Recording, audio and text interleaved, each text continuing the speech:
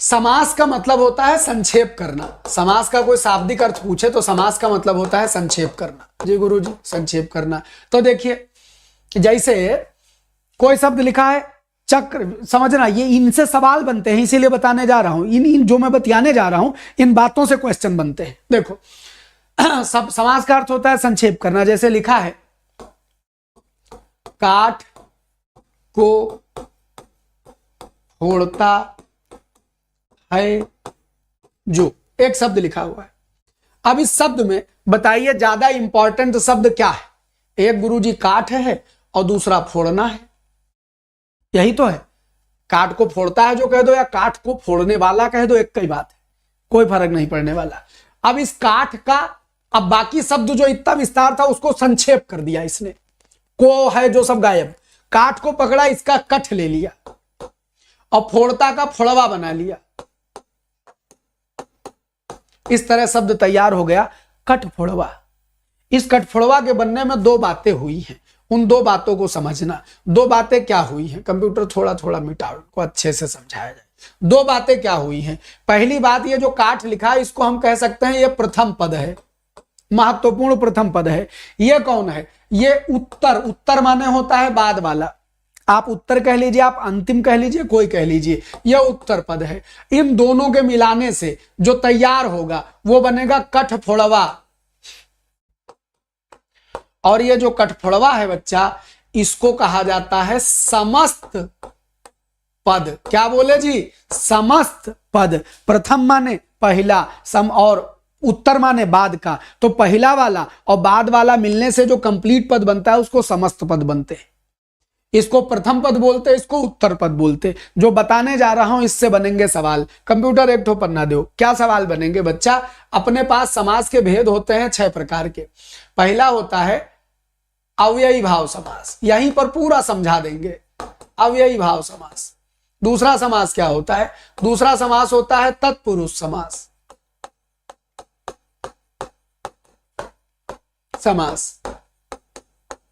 अच्छा, एक खेल करते हैं, जैसे कभी ऊपर समास लिख दो, दोबारा नीचे न लिखने का मन करे तो ऐसे निशान लगाते हो। अव्ययी भाव तत्पुरुष, उसके बाद क्या आता है? कर्मधारय, फिर द्विगु, फिर द्वंद्व। वर्तनी शुद्धि में याद करना, दामेवा लगेगा, फिर आधा ना लिखो, फिर दामेवा, दोनों दामेवा लगेगा। आपकी मर्जी आवे, आप ऐसे लिख दो, दामेवा लगाओ, अंकी बिंदी लगाओ, ऐसे चलेगा, दोनों सही है, दोनों सही है। द्वंद्व। और फिर उसके बाद छठे नंबर पर क्या आ जाता है? यह आ जाता है बहुव्रीहि। अब ध्यान से समझना, ये ऐसे ऐसे लिख दें। विराम चिन्हों में इसका भी नाम होता है, परीक्षम सवाल आ चुका है। जब ऊपर की चीज ऐसी चीज रिपीट कर देते हैं तो इस सिंबल का नाम बताओ कमेंट में, हमको देखना है। कमेंट में नाम बताओ, नाम बताओ। 1 मिनट का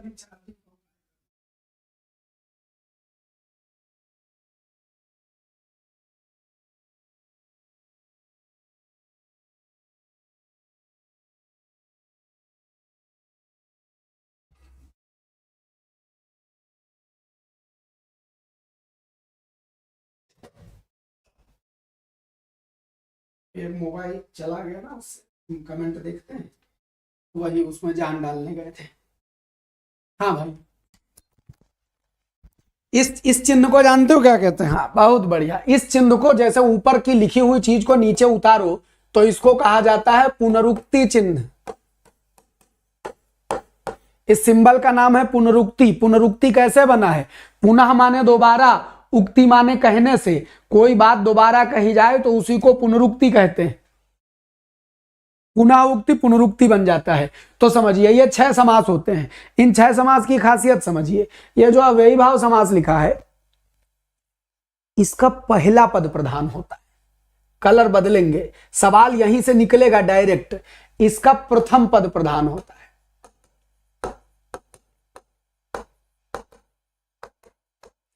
तत्पुरुष, कर्मधारय और द्विगु, इनका जो अंतिम पद है, काला कर लेंगे वरना एक कलर दिखता है। अरे ठीक है, नहीं, और डार्क कलर, चमकीला डार्क, अंतिम पद। अंतिम पद कह लो, चाहे उत्तर पद कह लो, यह प्रधान होता है। अभी समझाते हैं इस प्रधान का मतलब क्या है। द्वंद्व में दोनों पद प्रधान होते हैं और बहुव्रीहि में अन्य पद प्रधान होता है, अन्य पद प्रधान होता है, प्रधान होता है। समझिएगा, अव्ययी भाव समास माने पहला पद प्रधान, तत्पुरुष कर्मधारय द्विगु माने आखिरी पद प्रधान, द्वंद्व माने दोनों प्रधान, बहुव्रीहि माने अन्य पद प्रधान। तो बच्चा समाज के मूल समास के भेद कितने हैं गुरुजी? 6 भेद हैं। लेकिन आप बताइए इनकी बनावट के आधार पर ये कितनी बनावटों में शामिल हैं? इनकी बनावट के आधार पर ये कितने टुकड़ों में बने? गुरुजी बनावट के आधार पर जो 4 है, 4। तो कोई कभी पूछे कि रचना के आधार पर समास कितने होते हैं, तो चूंकि इनकी बनावट 4 प्रकार की है तो इसलिए कहेंगे रचना के आधार पर 4 समास होते हैं। और कोई पूछे वैसे जनरली पूछे समास के कितने भेद होते हैं, तो कहना समास के 6 भेद होते हैं। तो समास के भेद होते हैं 6, लेकिन जब कभी उसमें रचना या निर्माण शब्द डाल के तुमसे परिभाषा पूछे तो कहना समास के कितने भेद होंगे? 6 भेद होंगे। क्या जय बात समझ में आ गई? आ ही जानी चाहिए। तो समास के भेद कितने है? 6, और रचना के आधार पर कितने हुए? 4। अब ये गुरुजी पहला पद आखिरी पद और ये समान होने का सीन क्या है ये भी समझाओ। तो एक एक समास को समझते चले जाओ, एग्जाम्पल से समझाते चले जाएंगे। अव्ययी भाव समास जो होता है इसका पहला पद होता है अव्यय। अव्यय माने जो खर्च न हो, अव्यय माने जो खर्च न हो, माने वे शब्द जिनमें कोई परिवर्तन ना आवे, विच आर नॉट चेंजेबल। इनको अविकारी भी बोलते हैं, अव्यय भी बोलते हैं, अविकारी भी बोलते हैं। तो अव्ययी भाव का पहला पद अव्यय होता है। अव्यय माने क्या हुआ? अव्ययी भाव के 2-4 एग्जाम्पल देखना। अव्ययी भाव लिखा है, अव्ययी भाव के एग्जाम्पल देखना। लिखा है निडर, लिखा है बेखटके। अभी समझा देता है, 1 मिनट में समझाएंगे। लिखा है यथानियम, लिखा है यावत जीवन, लिखा है आमरण। अब समझना, ध्यान से समझना कि ये जो शब्द लिखे हैं इनमें पहला पद नी, बे, यथा, यावत, आ ये जुड़ रहे हैं। अब बताओ ये उपसर्ग फॉर्मेट है, क्या इनमें कोई चेंज होगा? यथा में कोई परिवर्तन आएगा? क्या यावत में कोई परिवर्तन आएगा? नहीं आएगा। यानी ये अव्यय है, इनमें कोई परिवर्तन नहीं, जो शुरू में शब्द जुड़े। और ये जो शुरू में अव्यय शब्द जुड़ा, इसी के जुड़ने से इस पूरे समास में अव्यय का भाव आ गया, इसीलिए इसको अव्ययी भाव समास कहते हैं। क्या गजब बात गुरुजी। अव्यय माने जिस शब्द में कोई परिवर्तन ना हो। ये जो शब्दों के टुकड़े उपसर्ग आदि होते हैं उसमें कोई चेंज होता है? नहीं होता है। ये नी या बे या यथा, हम कहें यथा का जेंडर बदलो, कुछ नहीं बदलेगा। हम कहें बे का जेंडर बदलो, नहीं बदलेगा। हम कहें आ का जेंडर बदलो, कुछ नहीं बदलेगा, ना जेंडर बदलेगा ना नंबर बदलेगा। यानी व्याकरण के आधार पर इनमें कोई चेंज नहीं आएगा। और जब कोई चेंज नहीं आएगा तो ये हो गया अव्यय, और ये अव्यय जुड़ेंगे, इनके जुड़ने से ये समास बन रहा है। इसमें अव्यय का भाव आने लगा, इसलिए इसको अव्ययी भाव समास कहते हैं। और इसीलिए इस समास के बनने में प्रथम पद की प्रधानता होती है, क्योंकि प्रथम पद अव्यय होता है। बुद्धि में बात गई? अब ये 3 ऐसे चुटुर पुटुर समझ लो। कारक बहुत प्रेम से पढ़ा दिया था, कारक हमने पढ़ा दिया, इसका मतलब समास तुमने पढ़ लिया। कारक हमने पढ़ा दिया, इसका मतलब समास तुमने पढ़ लिया। तत्पुरुष समास कैसे बनता है? इनके बीच से कारक चिन्ह का लोप हो जाता है, माने 2 शब्दों के बीच से को गायब हो जाए। अच्छा, ने हे अरे तो गायब हो नहीं सकता, यही भाई नहीं करेंगे 2 शब्दों के बीच में। 2 शब्दों के बीच में कौन आएगा?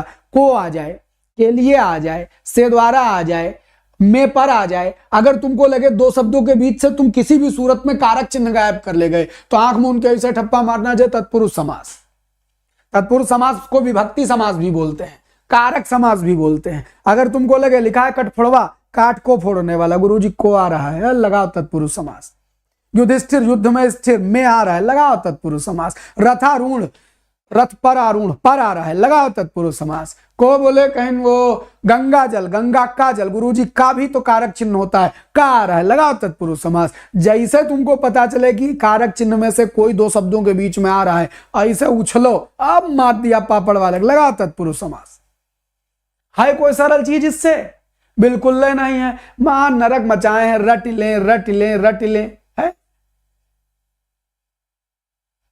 बात समझ गए, रटना नहीं है। तो तत्पुरुष, कर्मधारय और द्विगु। अब तत्पुरुष समझ गए, कारक चिन्ह गायब हो जाएगा। कर्मधारय क्या होता है? कर्मधारय होता है अगर दो ठो विशेषण और विशेष से जुड़ जाएं और उपमेय और उपमान जुड़ जाएं। गुरुजी विशेषण विशेष से क्या होता है? जैसे लाल टोपी, लाल, अब ये ना कहो गुरुजी लाल नए है, हमारा रंग थोड़ा कमजोर है, हम सब एक का मेल समझते हैं, ऑरेंज हो तो मरून हो तो सब लाल है, तो हमने कहा लाल टोपी। टोपी दुनिया में तमाम है, तुमने कह दी लाल टोपी, तो लाल टोपी से का तात्पर्य हुआ? टोपी स्पेशल हो गई, तो लाल विशेषण है, टोपी विशेष से है। अगर दोनों आपस में जोड़ दिए जाएंगे, दोनों आपस में जोड़ दिए जाएंगे तो लाल टोपी, लाल किला, काली मिर्च, ऐसे सारे शब्द कर्मधारय में जाएंगे, क्योंकि विशेषण और विशेष्य के जुड़ने से कर्मधारय होता है। ये बात बहुत बुद्धि में जा रही ना? हाँ गुरुजी जा रही। मतलब लाल टोपी, काली, अगर तुमको जैसे सदगुण, तो सद माने अच्छा, गुण माने, तो सद क्या है? एडजेक्टिव, खासियत बता रहे, लगाओ कर्मधारय। सद्भावना, लगाओ कर्मधारय। दुष्कर्म, दू माने खराब, विशेषण लग रहा है, खराब विशेषण, लगाओ कर्मधारय। बदबू, लगाओ कर्मधारय, बद माने बुरा, बू माने गंध। भला मानस, एडजेक्टिव की फीलिंग दे, लगाओ कर्मधारय। वो हो गया। जैसे तुमको लगे कि वो कोई खासियत बताने वाला शब्द ओकरे पहले जुड़ा है, जैसे कोई लगे खासियत वाला शब्द जुड़ा हुआ है, तुरंत लगाओ कर्मधारय। और मां साहब उपमेय उपमान का क्या सीन है? जैसे कमल नयन कहते हो, तो कमल और नयन में कोई एक दूसरे की विशेषता तो बताते नहीं, कमल की नयन से तुलना की जाती है। तो जितना रूपक अलंकार पढ़े हो, कमल नयन, विद्याधन, चरण कमल, चंद्रमुख, चंद्रमुखी नहीं, मुखी कहने से स्त्री का भाव आता है तो बहुव्रीहि में चला जाता है। तो जब आपको लगे कि विद्याधन, लौह पुरुष, लौह पुरुष में एडजेक्टिव नहीं है, लोहे और आदमी में कंपेयर किया गया है, लोहे जैसा आदमी, ये कहा गया है, लोहा आदमी की कोई खासियत नहीं हो सकती। लौह पुरुष, ये सारे के सारे कर्मधारय समास हो जाएंगे, या तो उपमेय उपमान मिल जाए या विशेषण विशेष से जुड़ जाए। मां ठप्पा लगा तत्पुरुष, वो कर्मधारय हो गया। बात गई? हाँ चलिए अब देखें द्विगु क्या होता है। द्वि माने दो, गु माने गाय, दो गायों के जोड़े को द्विगु कहा जाता है। इसके नमों में गिनती है, अगर शुरू में गिनती आवे और शर्त क्या है, उसके साथ समूह की फीलिंग आवे, गिनती आवे और समूह की फीलिंग आवे। जो कह रहा हूं उस बात को समझना, गिनती तो हो और समूह न हो तो द्विगु नहीं होगा। इसकी कंडीशन दो होती है, पहला शब्द गिनती बाद में समूह। द्विगु क्या है? पहला शब्द गिनती बाद में समूह। अब कहो त्रिफला, 3 फलों का समूह, कहो अष्टाध्यायी, 8 अध्यायों का समूह, कहो सप्तशती, 700 का समूह, कहो चौराहा, 4 रास्तों का समूह, कहो दोपहर, 2 पहरों का समूह। मतलब गिनती शुरू में और बाद का शब्द जुड़े और तुमको लगे ये इतनी बातों का समूह है तो उसको मान लेना द्विगु। लेकिन गुरुजी दशानन, दशानन माने 10 खोपड़ियों का समूह की एक रावण, गुरुजी एक रावण, तो दशानन उसमें नहीं आएगा। गिनती भले लगी है लेकिन द्विगु नहीं माना जाएगा। काहे कि उसके समूह की फीलिंग नहीं दे रहा है। और द्विगु के माने होता है कि उसको समूह होना चाहिए, द्विगु के माने है कि उसको समूह होना चाहिए।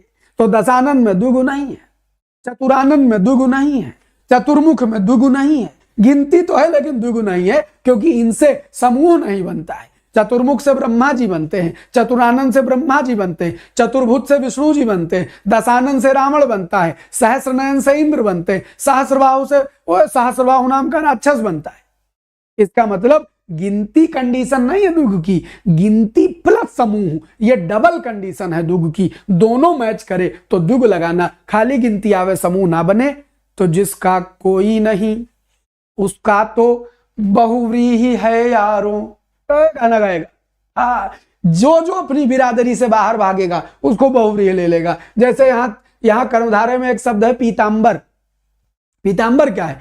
पीतांबर का मतलब पीला कपड़ा लो तो कर्मधारय है, लेकिन अगर पीतांबर का मतलब कृष्ण भगवान ले लो तो ये कर्मधारय कहेगा देखो हमारे यहाँ रहना है तो विशेषण विशेष से बन के रहना होगा, वरना निकल लो। अब पीतांबर जब अपना अर्थ कृष्ण देने लगेगा तो कर्मधारय से बाहर कर दिया जाएगा। पीला कपड़ा देगा, कर्मधारय अपना बना के रखेगा। जैसे कहेगा नहीं हम पीतांबर है, हमारा मतलब कृष्ण भगवान है, कहीं निकल लो तो कौन लेगा सहारा? बहुप्रिय समास सहारा देगा। इनमें से जो भी अपनी बिरादरी से बाहर निकाला जाएगा उन सबका एक ही आशियाना बनता है, बहुव्रीहि। इसीलिए कंफ्यूज हो जाते हो। कर्मधारय समास का भी कोई चला जाता है दौड़ के बहुव्रीहि में, कभी कभी द्विगु समास का कोई दौड़ा हुआ बहुव्रीहि में चला जाता है, यही कंफ्यूजन होता है। तो समझ लेना, हर भटके हुए की, हर बिरादरी से निकाले की शरणस्थली बहुव्रीहि होगा। जिसका कोई नहीं उसका तो बहुव्रीहि है यारो। तो याद रखना। तो द्विगु क्या हो गया? गिनती के साथ समूह। द्वंद्व क्या हो गया? द्वंद्व माने दो पर दो टकराए, माता पिता, हानि लाभ। अब कोई आएगा प्रेम से कहेगा गुरुजी डैश लगा हो, तो ये डैश वाले ना ये यूट्यूबर्स तुमको ज्ञान दे दिए, डैश लगा हो। तो हम यहाँ लिखते हैं, तुम्हारी हिम्मत हो तुम कह दो कि उसमें द्वंद्व है। कहा है कि अगर तुम डैश पर बात करोगे, धनुर्बाण लिखा है, कोई डैश नहीं लगा, अब क्या करोगे? डैश लगा। आएंगे बताएंगे शॉर्ट ट्रिक, नैनो सेकंड में पहचानिए समास। बताएंगे डैश देखना तो लगा देना, डैश तुम्हें खोपड़ी डैश लगा दे, डैश देखना लगा देना। ये बताओ कि दो शब्दों के जोड़ने में और, तथा, एवं अगर ये शब्द गायब होते दिखाई पड़े तो 100% द्वंद्व लगा देना। धनुर्बाण बोलो तो धनुष और बाण, कोई डैश नहीं, द्वंद्व है। चराचर बोलो, चर और अचर, द्वंद्व है। दिवारात्र, दिवस और रात्र, नो डैश, द्वंद्व है। बाकी माता पिता, हानि लाभ, भूत प्रेत, जीवन मरण, इसमें तो है ये। अब इसमें ज्ञान प्रदान करने के लिए वो संस्कृत के जो प्रयोग होते हैं द्वंद्व के, बेसिक बात नहीं बताएंगे। इतरेतर द्वंद्व, समाहार द्वंद्व, वैकल्पिक द्वंद्व, दुनियक द्वंद्व ज्ञान देंगे, लेकिन असली बात ये नहीं बताएंगे कि यदि दो शब्दों के बीच से और तथा एवं का लोप होता दिखाई पड़े तो दुनियक द्वंद्व रहेगा, वो द्वंद्व ही, भले उसमें डैश लगा हो चाहे ना लगा हो। द्वंद्व की बात समझ में आ गई। और बहुव्रीहि क्या है? जो जब दो शब्द मिले, जब दो शब्द मिले और दो शब्द मिलकर के हम रहे न हम, तुम रहे न तुम, वक्त ने किया क्या, ये गाना गाने लगे। कहीं हम ना रहे, तुम ना रहे, हम दोनों मिले कुछ और हो गए, तो बहुव्रीहि समास हो जाता है। इधर से आई वीणा, उधर से आया पानी, पानी माने हाथ, इधर से आई वीणा, वीणा पानी का मतलब का वीणा हाथ लेते हो? नहीं, गुरुजी वीणा ने अपना मतलब छोड़ा, पानी ने अपना मतलब छोड़ा, दोनों मिलके माता सरस्वती का अर्थ देने लगे। तो जब दोनों मिलकर नया अर्थ देने लगे तो बहुव्रीहि हो जाता है। अच्छा गुरुजी, बहुव्रीहि का नाम बहुव्रीहि क्यों है? क्यों है? व्रीहि माने जानते हो क्या होता है? व्रीहि माने होता है धान, और बहुव्रीहि माने बहुत धान। तो बहुत धान ले आओ तो काम कैसे करेगा धान? सबसे पहले धान की भूसी उतारनी पड़ेगी, फिर धान चावल बनेगा। तो समझना, जिस रूप में आए उस रूप में उपयोग ना किया जाए तो व्रीहि का गुण हो गया, इसीलिए इसको बहुव्रीहि कहते हैं। बुद्धिम बात जा रही है? अरे मास्टर साहब, ये भी मतलब होता है। और क्या, हिंदी में जितनी टर्म लिखी होती है सबका मतलब होता है, उस मतलब को समझ लो तो कंसेप्ट तो ऑटोमेटिक निकल आवेगा। तो ये बहुव्रीहि हो गया। अन्य अर्थ प्रधान, अन्य अर्थ प्रधान, बात समझ गए? यहां तक क्लियर है? तो आइए, अब ये 6 समास हो गए, 6 समझ गए, 6 हो गए, ठीक। चलिए अब इसके लिए, हाँ, कहीं देखिए, ये कोर्स मैं पढ़ा करके 3 करोड़ बना लेता। ये 3 करोड़ वाली क्लास हम आपको फ्री में दे रहे हैं, हम भी इसकी करोड़ों वैल्यू निकाले, करोड़ों वैल्यू निकाले। बिना इसको पढ़ाए सवाल बताएंगे तो हमारा मन नहीं लगेगा, इसलिए बता रहे हैं, हम मजबूर हैं बताने के लिए।